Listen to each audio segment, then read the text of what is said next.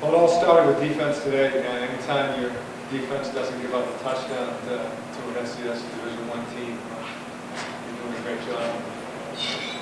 We took obviously a while to, other than the first drive, which was probably our most seamless drive. We were a little bit erratic at times, but really happy with how hard our kids played. Extremely happy with the defense and very pleased with how we finished. Can we just talk about your release on that fake field goal? I'm sorry. Yeah. We were going to call either fake right or fake left, depending on how the defensive line. And we put that fake in earlier in the week. There was going to be a defensive end covering me if he had done his job correctly, but he came in to rush actually when he should have been coverage on me. So it was a pretty easy release. Just found the open spot. Thought gave me a good ball. How excited were you about that call? I was pretty excited. It was probably the easiest touchdown I've had here. Yeah. Makes up for negative points. I haven't got one yet, Coach. I swear. Yep. Is Muffin or her?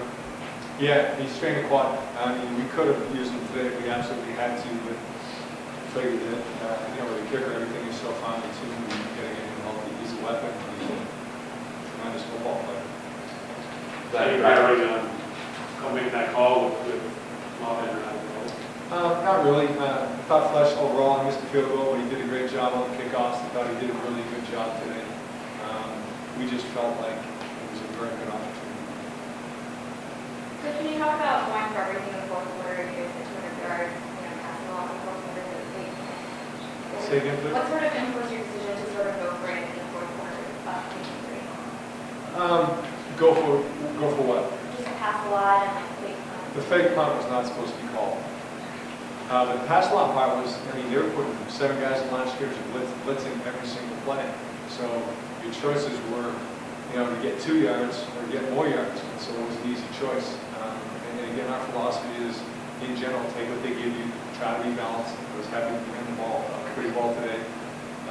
It was so hard running the ball at times by the defensive lineman. It made it, if not easy, to throw the ball easier. The fake punt was a play we put in this week, but it was supposed to come in as a specific check. Bad communication on my part because he interpreted it as he had a goal color on it. He didn't. So it wasn't supposed to be a fake punt. He does have to make a call.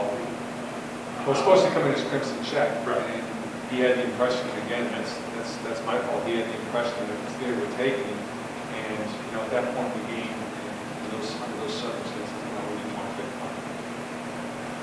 Coach or Josh, you talk about the turnovers on defense last year. You guys made 18 all year. You got 17 for 5 games. What would be the biggest difference from last year to this year?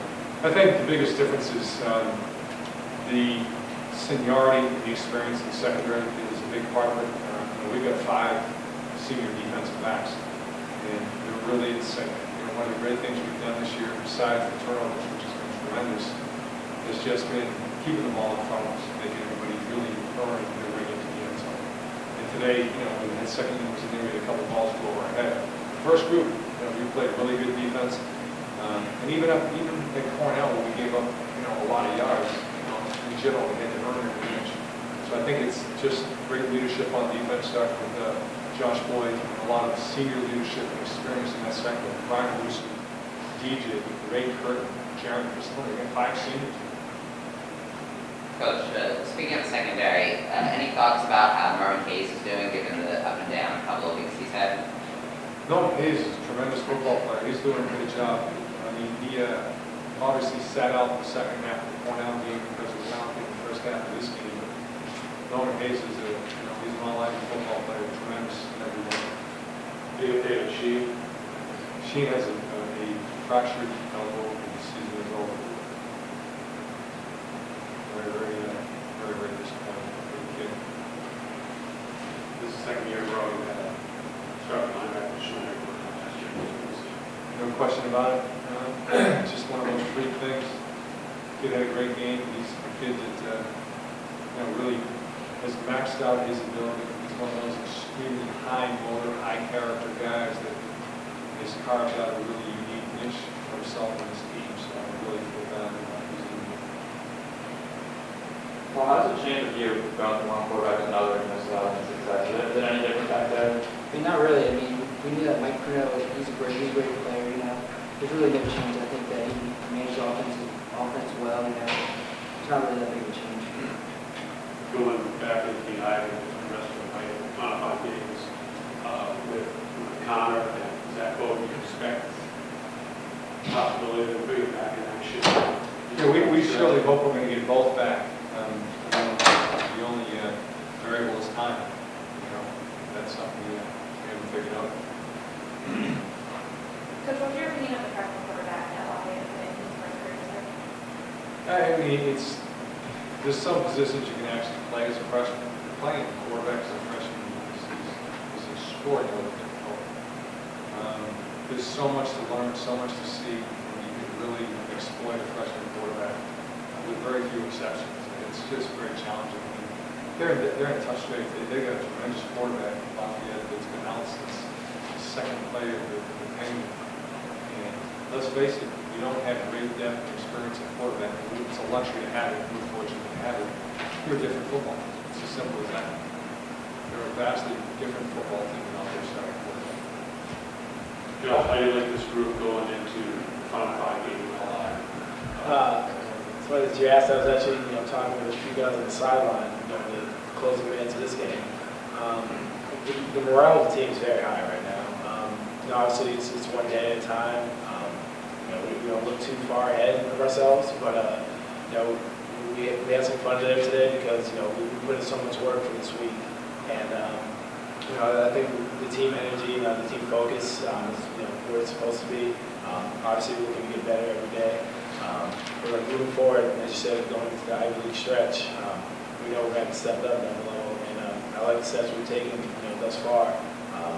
It's one day at a time, be better, clean the mistakes we made today, and we look forward for the Ivy League run. Given this adversity, guys got hurt, they had two tackles go in, first two sophomore tackles. You had to make adjustments through this first 5 weeks. Your approach going forward? Yeah, I mean, right now the strength of our team, as Josh sort of alluded to, is resilience. We're not dominant in any one phase. When we play hard, guys seem to step up, and guys get banged up, and we find a way to win. If you look at the league, which we really don't, other than the obvious, there's probably more parity in the Ivy League this year than in any of the last 10 years. There's clearly